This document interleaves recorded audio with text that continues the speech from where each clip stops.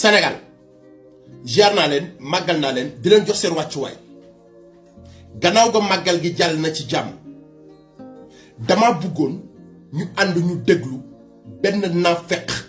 ci naafeq yi gën a mag ci naafeq yi Sénégal après ñu ñëwaat. bisu Serigne Touba bi nañ ko wormaal le 18 ba le 10 le premier safar ba le 18 nañ bàyyi tëgg soirée.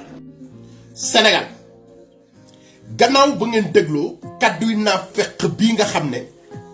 bokk na ci liy jaxase Sénégal bokk na ci ñiy dundee yoon wi waaye dundaluñu yoon wi ci ay kàddoom dafa ne màggalu Serigne Touba gi dañ ko war a wormaal premier safar ba 18 safar benn artiste warul tëgg ci réew mi dëgg la waaye gannaaw kàddu yooyu noonu kaay leen ñu dem ñu xool coggumaan bi ak ay mbokk coggumaanam liñ doon waxtaanee ci biir saal boobu nga xam ne biir Touba la nekk ci màggal gi ñu dem ñu xool vidéo bi après ñu ñëwaat. léegi laal nii de daal dese da nga téye nii. waaye lay nawle daa foor lay nawle daa foor. yi nga xam ne. waaw bu Sidi Diop waaye. waaw ñu taxaw ci kaw seenam. waaw may ko million. baat rek bu Pape Diouf xewlee. mu dem def noonu. mu dem may ko million. bu Waly Seck xewlee. gannaaw ba ngeen seetaanee vidéo bi gis ngeen ne dalli Lat Diop la jël téye coggumaan moom bu téye ay dàll wàcc na waaye moom bi doon wax naan màggalu Serigne Touba gi dañ ko war a wormaal moom ak ay mbokk coggumaanam ñu gën cee ràññee ñaaxarañ loo ci saal bi ñu toogoon di waxtaan Sidi Diop ak Waly Seck lañ fa doon waxtaane waa est-ce que ñii wormaal nañ màggalu Serigne Touba gi loolu di benn ci dérive yi nga xam ne xew na ci màggal gi waaye ñaareel bi ci topp mooy kaay leen ñu ànd ñu xool jëmm ji nga xam ne mooy Mara Niass moom tamit.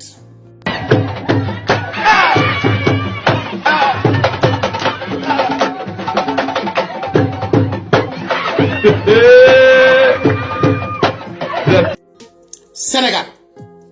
gannaaw ba ngeen seetaanee Mara Niass ba noppi moom tamit ay suus yu metti la indi ci màggal gi waa est-ce que ñii dëgg-dëgg warmaal nañ màggalu Serigne Touba gi moonte moom Mara Niass mii de ay ñetti fan ci ginnaaw dafay tàggoo woon ne day dee ba mu neex ko mu ñëwaat fi ne Serigne Cheikh Saliou moo yokk ay fanam cëy réew mii di Sénégal waaye du ñu yem foofu de kaay leen ñu dem ñu xool suñu sang bu baax bi Aïda Diallo ak ay suusam.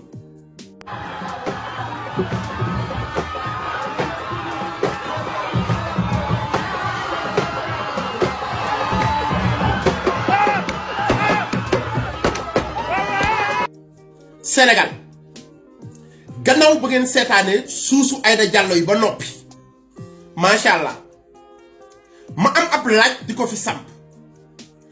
est-ce que Serigne Touba lii moo taxoon mu woote màggalam gi